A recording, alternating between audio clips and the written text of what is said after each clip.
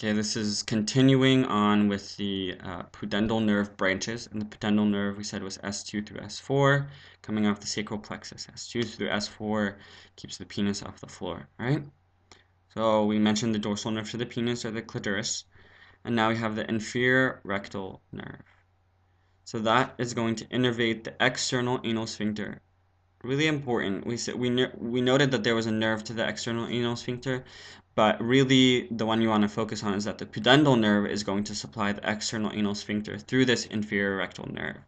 And that's going to, the inferior rectal nerve, as the pudendal nerve courses through the pudendal canal, obviously, this nerve is going to branch off of it. So it arises within the pudendal canal. And not only does it supply the external anal sphincter, it supplies the skin of the anal triangle. When we talk about hemorrhoids and internal versus external, external hemorrhoids are going to be more painful because they're supplied by the somatic nerve and not a visceral nerve, right? So a somatic nerve senses pain. So the inferior rectal nerve, since it innervates all that skin in the anal region and the external anal sphincter, when you have an external hemorrhoid, this is what's going to cause the pain. This is why you have more pain with an external hemorrhoid, because it's innervated by somatic sensation and not visceral. The next nerve in the pudendal nerve, coming off of the pudendal nerve, is the perineal nerve. Okay? It goes into the urogenital triangle, and its branches, it has a superficial branch, which is sensory, and a deep branch, which is going to supply motor.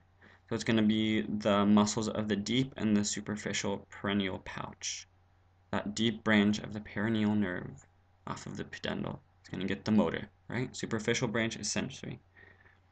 And the superficial branch is going to give off the posterior scrotal or labial nerve, right? So scrotum and labia are, they're just separate, right?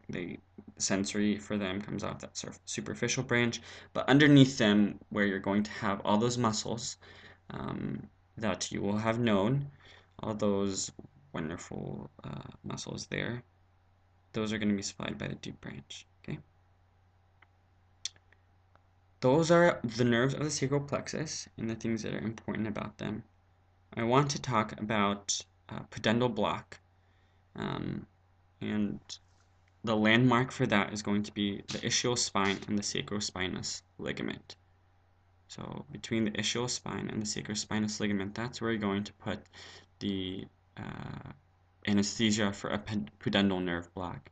And they give that for pregnant women who sometimes they have to cut right between the vagina and the external anal sphincter to make room for a very large baby. So they give this pudendal nerve block to do what? We just talked how pudendal nerve gives off the perineal nerve and the inferior rectal nerve. All of those are going to be supplying motor and sensory and the external anal sphincter. So we want to completely block that off, obviously, so that the woman doesn't feel it. So we're going to be looking for that ischial spine and the sacrospinous ligament.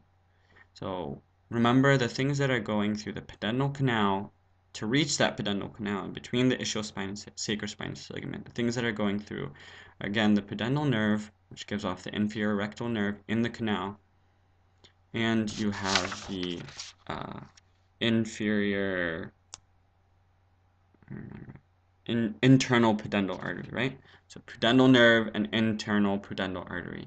And pudendal nerve and internal pudendal are going to go above and around.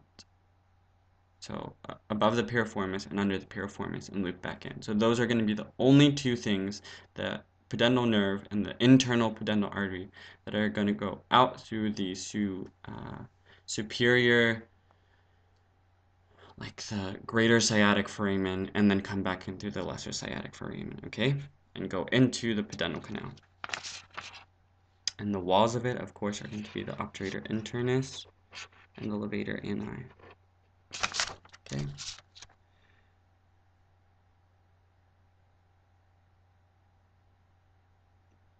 Let's talk about the sympathetic fibers to the pelvis. They're going to be coming from T10 to L2, and they enter in the inferior hypergastric plexus from the superior hypergastric plexus. So they're off of the hypogastric plexus, it's going to come and enter the inferior, and those are all just going to combine. So just think of a bunch of nerves giving off these branches and making new nerves. And those hypogastric nerves from the superior plexus, they're coursing into the inferior, they're innervating the blood vessels, and they cause the contraction of the internal urethra and the anal sphincters. Okay, so sympathetic nerves cause contraction of the internal urethra and anal sphincters. So parasympathetics rest and digest, sympathetics fight and flight. So in fight and flight, you don't want to pee and you don't want to poop. All right, those are all things for rest and digest. So if you're innervating them, those structures, the internal urethral and anal sphincters, you are, with the sympathetic nerves, you're going to stop them from flowing, all right? Or stop them from letting anything out. So it's going to cause contraction. Yes. So those are going to be the sacral splanchnic nerves, right? The other thing is, the other mnemonic to remember is point and shoot. And that's going to be for erection and ejaculation, right? Point, parasympathetics. So point, erection, parasympathetics. To get an erection, you have to fill the blood vessels. So you have to relax the blood vessels. Parasympathetics are going to cause those blood vessels to relax and fill, right? So point, parasympathetics. Shoot, ejaculation, sympathetics. Okay? Point and shoot, parasympathetics, sympathetics. If you have something wrong with your sympathetics, you can't ejaculate.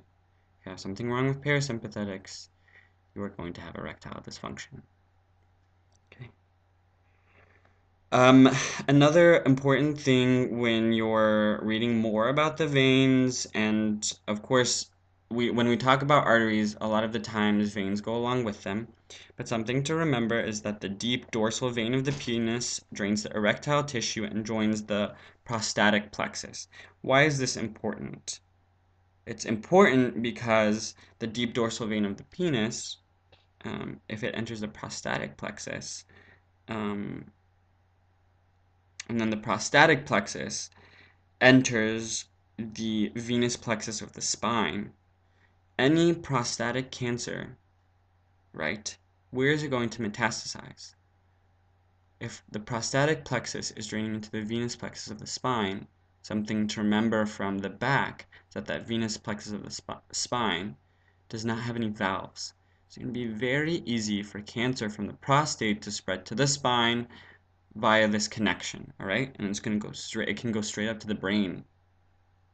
It can stay in the spine, it can metastasize to the spine, the cancer can metastasize to the spine, but it also can go straight to the brain, right?